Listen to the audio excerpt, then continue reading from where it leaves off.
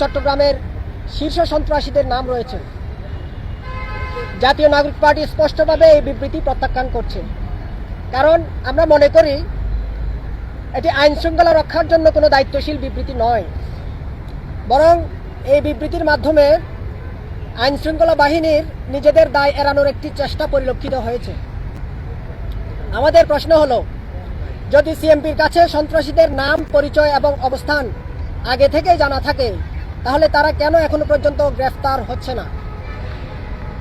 চট্টগ্রামবাসীর স্পষ্ট বক্তব্য, আইনের শাসন মানে সন্ত্রাসীদের এলাকা বদলানোর সুযোগ দেওয়া নয়। আইনের শাসন মানে হলো সন্ত্রাসী যেখানেই থাকুক না কেন তাকে খুঁজে বের করে গ্রেফতার করা। আমরা এনসিপি চট্টগ্রাম মহানগরের পক্ষ থেকে দাবি জানাচ্ছি, চট্টগ্রাম সহ সারা দেশের সকল সন্ত্রাসীদের অবিলম্বে গ্রেফতার করতে হবে। অন্যথায় আসন্ন জাতীয় নির্বাচনে প্রার্থী, ভোটার এবং চট্টগ্রামবাসীর নিরাপত্তার স্বার্থে জনগণকে সাথে নিয়ে আমরা কঠোর কর্মসূচি দিতে বাধ্য হব। একই সঙ্গে আপনারা দেখেছেন, আসন্ন নির্বাচনকে কেন্দ্র করে চট্টগ্রাম সিটি কর্পোরেশনের মেয়র পদে ডাক্তার শাহাদাতের বহাল থাকা নিয়ে জনমনে অস্থিরতা এবং ভোটারদের মধ্যে এক ধরনের উদ্বেগ রয়েছে। চট্টগ্রাম সিটি কর্পোরেশনের মেয়র পদটি প্রজাতন্ত্রের একটি গুরুত্বপূর্ণ এবং প্রভাবশালী পদ। এই পদে অধিষ্ঠিত থেকে তিনি বিএনপি প্রার্থীদের বিভিন্ন প্রচারণায় অংশ নিচ্ছেন, আপনারাও দেখেছেন সেটা। বর্তমানে চট্টগ্রাম সিটি কর্পোরেশন এলাকায় 4টি সংসদীয় আসনে বিএনপির প্রার্থীরা নির্বাচন করছেন। এই বাস্তবতায় বিএনপি মনোনীত একজন প্রার্থী যদি মেয়র পদে বহাল থাকেন, তাহলে আসন্ন নির্বাচনে লেভেল প্লেয়িং ফিল্ড বলে কিছু থাকে না। এটি নির্বাচনকে ব্যাপকভাবে প্রশ্নবিদ্ধ করবে। আমরা স্মরণ করিয়ে দিতে চাই, নির্বাচনের নিরপেক্ষতা রক্ষার স্বার্থে স্থানীয় সরকার উপদেষ্টা আসিফ মাহমুদ এবং তথ্য উপদেষ্টা মাহফুজ আলম অনেক আগেই অন্তর্বর্তীকালীন সরকারের পদ থেকে পদত্যাগ করেছেন। একই বাস্তবতায় চট্টগ্রাম সিটি কর্পোরেশনের বর্তমান মেয়র ডাক্তার শাহাদাত হোসেনকেও পদত্যাগ করতে হবে। আমরা ইতিমধ্যে জেনেছি, তিনি আগামী 25 তারিখ বিএনপি চেয়ারপারসন জনাব তারেক রহমানের চট্টগ্রাম ফলো গ্রাউন্ডের সমাবেশের সমন্বয়ের দায়িত্ব পালন করছেন। একজন সক্রিয় রাজনৈতিক দলের নেতা হয়ে মেয়র পদে বহাল থাকলে আসন্ন নির্বাচনে লেভেল প্লেয়িং ফিল্ড নষ্ট হবে এবং জাতীয় নির্বাচন ব্যাপকভাবে প্রশ্নবিদ্ধ হবে। যেহেতু চলতি মাসের 27 তারিখ তার মেয়াদ পূর্ণ হচ্ছে এবং আগামী 22 তারিখ থেকে সারা দেশে ভোটে প্রার্থীদের প্রচারণা শুরু হচ্ছে, সুতরাং এই বাস্তবতায় চট্টগ্রামের নির্বাচনী পরিবেশ অবাধ, সুষ্ঠু এবং নিরপেক্ষ রাখতে হলে অবিলম্বে জনাব ডাক্তার শাহাদাত হোসেনকে তার পদ থেকে পদত্যাগ করতে হবে। সবাইকে ধন্যবাদ।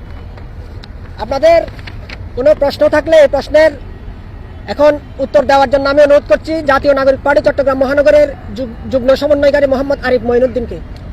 আসসালামু আলাইকুম সাংবাদিক বন্ধুগণ, আমাদের আজকের যে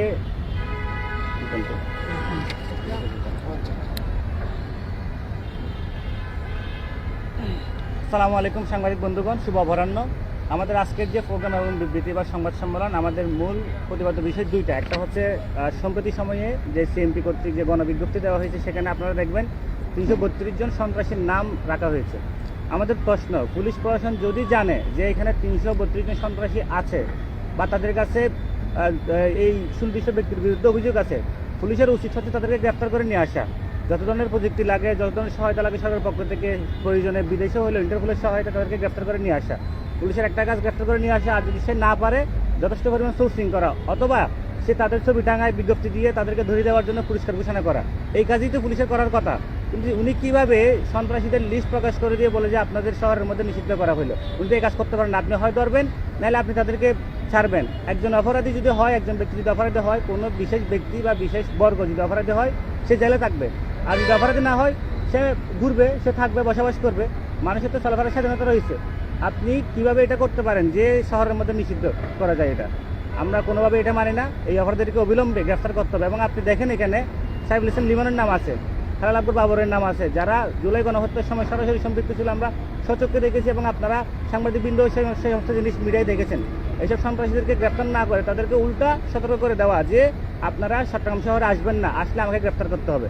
এই ধরনের একটা অপ্রয়োজনীয়, অকার্যকর এবং বরং যেটা এই সন্ত্রাসীদেরকে আরও সতর্ক করে দিবে, এই ধরনের উনি যে বিজ্ঞপ্তিতে দিলেন, আমরা তীব্র নিন্দা জানাই এটার, এবং এটা প্রত্যাখ্যান করছি। আমরা দাবি করছি সন্ত্রাসীদেরকে অবিলম্বে গ্রেপ্তার করতে হবে, এবং এটা ভিত্তিহীন। একজন সন্ত্রাসীকে বলা যে তুমি চট্টগ্রামে থাকতে পারবে না, তার মানে কি উনি নোয়াখালী থাকতে পারবে, উনি ফেনী থাকতে পারবে? ব্যাপারটা কেমন হয়ে দাঁড়াইলো এটা? তো এই যে দায়সারা জিনিস, ওনারা যে গণঅভ্যুত্থানের রক্তের ভোট দিয়ে আসলো, ওনাদের প্রথম দায়িত্ব ছিল যে সন্ত্রাসীদেরকে গ্রেপ্তার করা। এবং যে ক্যারেক্টারগুলো এখানে আছে, এই যে পিচ্চি জাহেদ, মাসকাদের, তারপর ধরেন এই ধামা কামাল, ক্রিস মুজাম্মেল, এই ক্যারেক্টারগুলোতে আমরা বাংলাদেশে আর চাই না। ওনাদের কাছে যথেষ্ট অভিযোগ আছে, সোর্সিং আছে, প্রমাণ আছে, ওনাদের উচিত যে গ্রেপ্তার করা।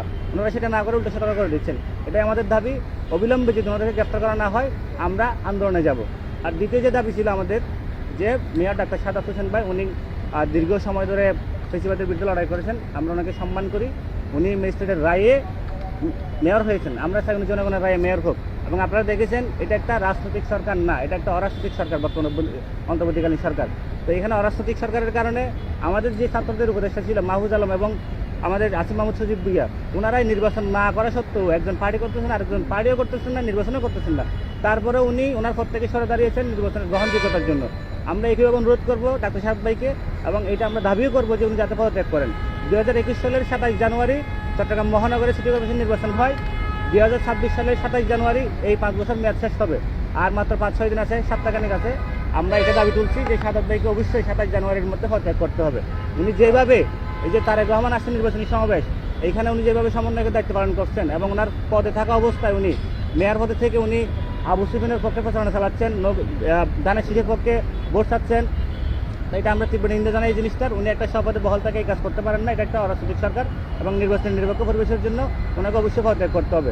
সেই সাথে আমরা বলবো যে এই নির্বাচনটাকে সুস্থ এবং নিরপেক্ষ করার জন্য প্রশাসনের যা যা করা দরকার, সেই ধরনের কোনো পরিবেশ আমরা দেখতেছি না। আমরা দেখতেছি যত্রতত্র সন্ত্রাসীরা ঘুরে বেড়াচ্ছে, এইটা অবিলম্বে ব্যবস্থা নিতে হবে। এবং আমরা এটাও বলবো যে সাদাত ভাইকে অবিলম্বে পদত্যাগ করতে হবে। আর যদি অন্যতম যদি পদত্যাগ না করেন আমরা তীব্র আন্দোলনে যাব। আমরা এটা আমাদের পার্টির পক্ষ থেকে আপনাদেরকে জানিয়ে রাখলাম, এবং চট্টগ্রাম মহানগরবাসীকে জানিয়ে রাখলাম।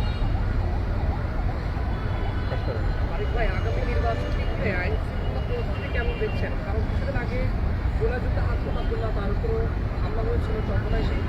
এই যে প্রার্থী কিংবা গোলাযুদ্ধ যারা ছিলেন তাদের উপর হামলার ঘটনা বাড়ছে, সেক্ষেত্রে আগামী নির্বাচন ঘিরে আসলে আইন শৃঙ্খলা পরিস্থিতি আসলে আমাদের কেমন মনে হচ্ছে, বিশেষ করে চট্টগ্রামের আইনশৃঙ্খলা পরিস্থিতি নির্বাচনের জন্য যেটা দরকার ছিল সেটা সন্তোষজনক নয়। আমরা দেখছি যে সন্ত্রাসীরা এখনো পর্যন্ত, পরশু দেখলাম যে রসুলবাগ আবাসিকের মধ্যে সাদ্দামের যে গ্রুপ ছিল, সন্ত্রাসী গ্রুপ, তারা সেখানে গিয়ে আবাসিক সমিতি থেকে সাদা দাবি করে আসছে, সেটার ফুটেজ আসলো, কিন্তু পুলিশ এখনো পর্যন্ত তাকে গ্রেপ্তার করে নাই। আমরা বিভিন্ন সন্ত্রাসীর ব্যাপারে আর্মিকে সহ সিএমপিকে আমরা অনেক সময় অনেক তথ্য দিয়ে আসছি, তারা কোনোভাবে রেসপন্স করেন না। আমরা এই ধরনের যে দায়িত্বহীনতার আমরা এটা নিন্দা জানাই। আমরা আশা করবো যে তারা দায়িত্বশীল জায়গা থেকে কঠোর পদক্ষেপ নেবেন, এবং রাস্তাঘাটে আপনি ঘুরেন সব ছাত্রলীগ দেখবেন এখন তারা ওপেন হয়ে গেছে, তাদের মধ্যে কোনো ভয়ভীতি নাই। এবং এজাহারভুক্ত আসামি পর্যন্ত এখানে এই শহরের মধ্যে মানে সুশৃঙ্খলভাবে হচ্ছে ঘুরে বেড়া করতেছে, এবং উল্টা প্রশাসন থেকে কি বলা হচ্ছে যে আপনাদেরকে নিষিদ্ধ করা হলে আপনারা চট্টগ্রাম মহানগর থাকবেন না। এটা তো প্রশাসন করতে পারে না। এই যে সাদ্দামের কথা বলছেন, তাকে যে গ্রেপ্তার করা হয়নি, আমরা যতটুকু জানি সে প্রভাবশালী যুবদল নেতা এমদাদুল হক বাদশার ভাই, এই কারণে কি তাকে গ্রেপ্তার না করে এড়িয়ে যাচ্ছে কিনা? মানে আমাদের আসলে খুব দুঃখের সাথে বলতে হয় আর কি, বাংলাদেশের ব্যবস্থাটাই এমন যে রাজনৈতিক দলের কিছু ডান হাত থাকে, বাম হাত থাকে, মানে নেতাদের, যাদেরকে কোনো পদে পাওয়া যায় না, যাদেরকে সন্ত্রাসী কাজের জন্য নেতারা ইউজ করে থাকেন, ব্যবহার করে থাকেন। এবং এই নেতাগুলোকে মানে থানা যদি ধরে, থানাকে বলে যে তুমি এটা কেয়ার করবা, এটা আমার ছেলে, কোর্টে যখন যায় আমরা দেখি যে 2-1 মাসের মধ্যেই জামিন নিয়ে চলে আসে। আপনারা দেখছেন এনআইট বাজারের মধ্যেই অস্ত্রসহ গ্রেপ্তার হয়েছে। এই ধরনের নেতাও কোর্ট থেকে এখন বের হয়ে গেছে। আপনারা এই যে সুলাইমান বাদশা, যে অস্ত্রসহ যার 4 তারিখ নিউ মার্কেটের মধ্যে 7 আন্দোলনের সময় গুলি চালাইছে, ভিডিও আছে, ফুটেজ আছে, সুলাইমান বাদশাও কিন্তু মুক্তি পেয়ে গেছে।